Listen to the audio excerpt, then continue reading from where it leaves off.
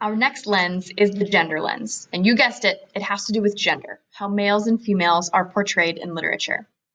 Literary lenses in general are meant to shift or change our perspective on a text. The reader response lens is just your natural gut reaction or relationship to a text. That one's almost as if you're wearing no lenses or no glasses at all. But for each new lens that I introduce, I do want you to imagine that you're putting on a pair of glasses and that's changing your perspective in some way. And maybe there are certain things that you can relate to automatically in these lenses, but maybe there's not, and that's okay. I'm just asking you to try things through a new perspective. So this gender lens has to do with a patriarchal society, and patriarchy means male-led.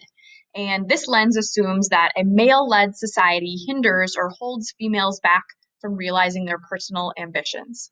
Again, this is not the reader response lens. So maybe you see this statement and you think, well, I don't believe that. I think that there are a lot of females who have power. But through this lens, we assume that society is male-led and females are often held back from achieving their goals or their ambitions. This lens assumes that society favors men and marginalizes women. To marginalize a group of people means to push them aside, to say they're not important or that their opinions don't matter and they don't have a voice or a say. And then finally, the gender lens considers cultural constructs of stereotypes and how gender stereotypes limit all people, not just women, but men and women. Let's start with some of those gender stereotypes. These are very overarching stereotypes of gender. And remember, a stereotype is something that perhaps is true of someone in the group, but it's never true of every single person in that group. And that's why it's a stereotype. It's not true. So some stereotypes of men is that they are emotionless. They're very stoic. They have no feelings. They have cold hearts, and that they're very powerful. Now, is that true of some men?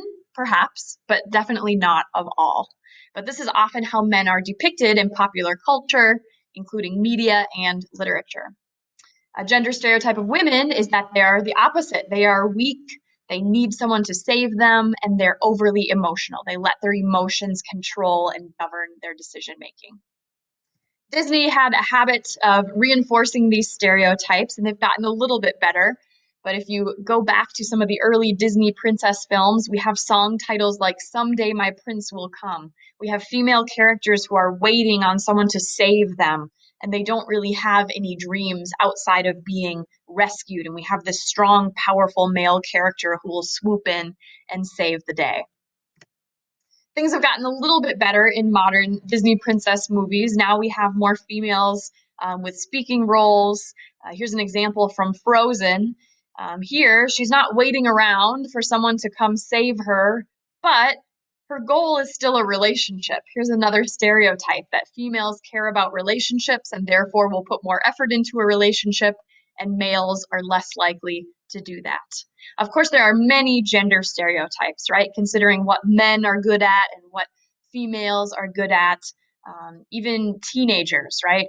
Boys are good at math and probably physical education, right? Those are the stereotypes. And females are good at English and choir.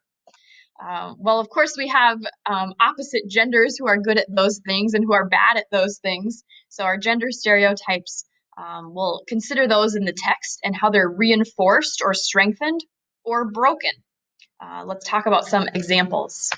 Princess Fiona is a good example of a character who breaks some gender stereotypes. Now, as a princess, she is supposed to be dainty and feminine and soft-spoken, but she often speaks her mind.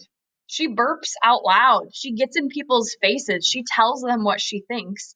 And she doesn't really need someone to rescue her, even though she kind of wants it at some point in the film, which is interesting to consider.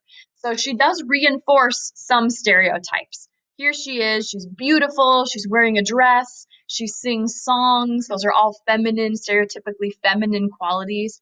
However, she does break away from those stereotypes at some times as well. If you think back to Of Mice and Men, there was a female character. There are a lot of male characters in the book and just one female character, Curly's wife. And she certainly meets some gender stereotypes or reinforces them by being feminine and flirty and talkative. You can maybe decide for yourself if you think that she breaks any gender stereotypes.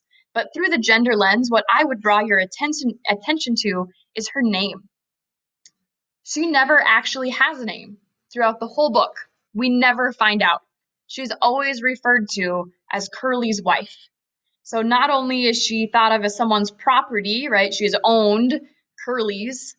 She's owned by her husband, but also that her title is a wife, and that defines who she is. What an interesting concept to consider through the gender lens. All of the male characters, even if they have less dialogue than she does, have a name and they have personalities. But Curly's wife is unnamed. We never know her name throughout the whole text. So here are the main ideas of that gender lens. The gender lens looks at female characters specifically in literature and thinking about how they potentially are held back or disadvantaged in a patriarchal or a male-led society. The gender lens also considers stereotypes, both of males and females, and how the characters either reinforce or match the gender stereotype or break that gender stereotype. Sometimes authors purposely want their characters to break gender stereotypes in order to prove a point, and that's kind of what Princess Fiona is doing in Shrek. So when we're using this lens, we want to think about how characters challenge or fit these traditional gender roles. Are the female characters held back in some way?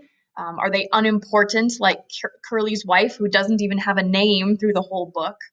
And taking it to the next level, you're really considering how gender repression or being held back because of gender may relate to other forms of oppression, like racism or ageism or classism that has to do with money, and thinking about how all of these interact. To start off, because we're just learning these lenses, I will ask you to start kind of on the left and in the middle of this chart. And taking it to the next level is where I hope we'll get by the end of the semester. But for now, let's just consider gender stereotypes. What do we see in the text? Does it match or break gender stereotypes? And how are females maybe held back or are male characters made more important in some way in the text?